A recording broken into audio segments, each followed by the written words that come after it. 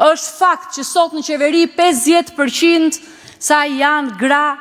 dhe vajza. Është sot fakt që këshillat bashkiak janë 50% gratë përbëjnë 50% këshillave bashkiake dhe janë aty jo vetëm numra, por dhe aktive. Është kjo forcë politike dhe është ky lider politik që gjatë këtyre viteve i ka dhënë këtë hapësirë të madhe grave dhe ato kanë ditur të shpërblejnë duke i dhënë mbështetje masive Partisë Socialiste në zgjedhje.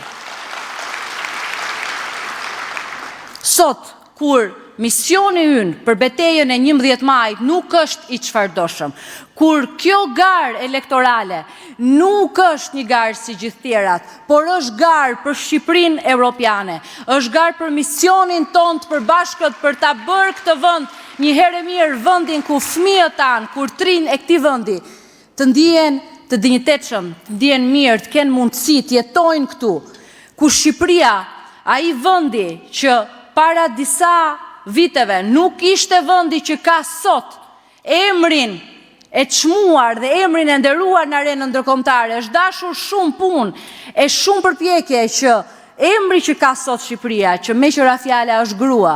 edhe sa herë shkojmë e nderojmë në ditën e dëshmorëve apo në ditën e çlirimit përpara monumentit nën Shqipëri, e themi me plot gojën Mëmëdheu dhe nëna Shqipëri, sepse na vjen më natyrshëm se sa të themi Adeu. Dhe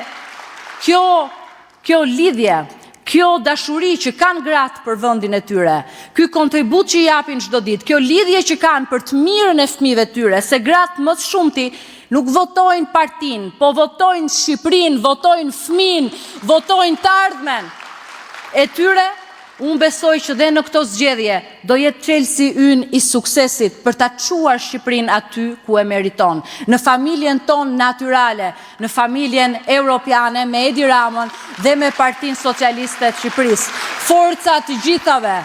sot këtu, unë jam së bashku me Linditën, së bashku me Ilvën, së bashku me Antonelën, së bashku me Sofikën e me Kejsin, si kandidate të Kamzës, të Kavajës, të Rogozhinës e Dvorës, po dua që t'i prezantoj ato pak më mirë, sepse ndoshta i njihni nga fushata që po bëjnë, por ato përfaqësojnë shumë gratë të tjera, përfaqësojnë 2000 gratë që janë anëtare aktive të Partisë Socialiste në këto bashki, përfaqësojnë 200 gratë që ne i kemi zgjedhur bashkëkryetare në këto bashki, dhe përfaqësojnë 30 gratë që janë zgjedhur anëtare të Këshillit Bashkiak në këto bashki, të cilat i përshëndes shumë, së bashku me gjitha ato që janë aktivistet, kryetaret, bashkëkryetaret, të deleguarat, koordinatoret në të 4 bashkit, ku ne do marrim një fitore si asnjëherë tjetër për qarkun e Tiranës dhe për Partinë Socialiste të Shqipërisë. Lindita Nikolla nuk ka nevojë për prezantim, zysha jon e dashur kryetare e Kuvendit, ish ministre e Arsimit të Shqipërisë, është një personalitet i Partisë Socialiste, por edhe një grua e cila nuk ndalet asnjë ditë, i qëndron pranë komunitetit Kamzës në të 4 njësitë e saj, është aty ku bëhen punët, është aty së bashku me kryetarin e bashkisë e me gjitha kandidatet e tjera për t'i dhënë fitoren më të madhe Partisë Socialiste në Kamës, që është bashkia më e transformuar në Republikën e Shqipërisë fal votës së qytetarëve dhe votës për Partinë Socialiste. Ilva Gjuzi është 33 vjeçe, ka studiuar në Britaninë e Madhe, edhe në shkollë të mesme, edhe në universitet, më pas ka bërë një master këtu, është arkitekte, është e pasionuar pas politikave publike, por sidomos në fushën e turizmit, është zëvendësministrja jonë e turizmit dhe mjedisit dhe do jetë deputete në Kuvendin e Shqipërisë, shumë afër komunitetit Golemit, si thot janë vajzë nga Golemi edhe mbes nga Kavaja, do jetë përfaqësuese e këtij komuniteti në Kuvendin e Shqipërisë. Antonela Dedej, 32 vjeçe, lindur në Gostë të Rogozhinës, është diplomuar për shkenca politike dhe marrëdhënie ndërkombëtare, ka kryer masterin e shkencave për legjislacion dhe institucionet evropiane, që prej vitit 2016 ka qenë punonjëse Bashkinë e Rogozhinës, më pas nënkryetare, kryetare e komanduar për një periudhë shumë të vështirë në 2020 gjatë kohës pandemisë me njërë pas tërmetit, është nën e një djali të vogël dhe po bën një fushat shkëlqyer në Rogozhinë. Suksese, Antonela. Sofika Leshi, mësuese dhe piktore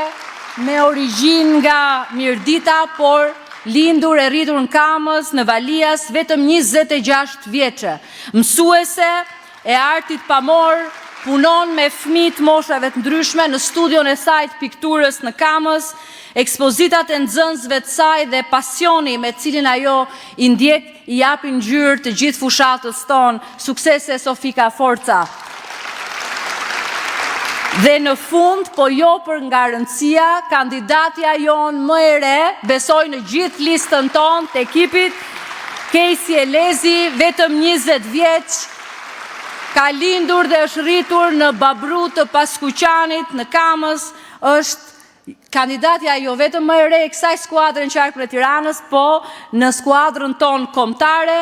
Kejsi studente në vitin e 2 në degën administrim biznes pranë Universitetit Tiranës. Është angazhuar në jetën sociale dhe aktiviste e palodhur për komunitetin e saj. Forca Kejsi, forca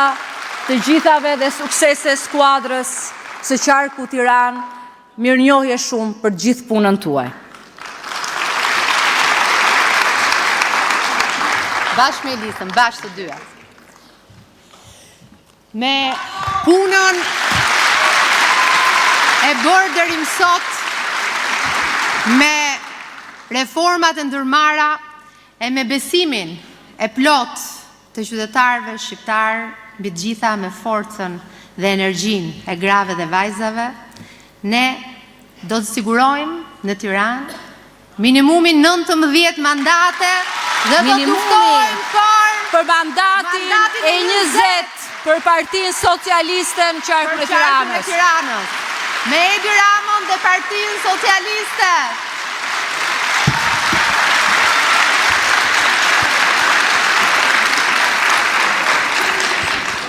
Ftoj me visin e cila do lidhe tani edhe me qarqet e tjera, ku na presin gratë e shkëlqyera, cilat janë mbledhur aty, jo vetëm për të na dhënë energji e qarqeve tjera, por edhe për të bashkuar me të gjithë këtë forcë madhe të qarku Tiranës. Përshëndetje fitore.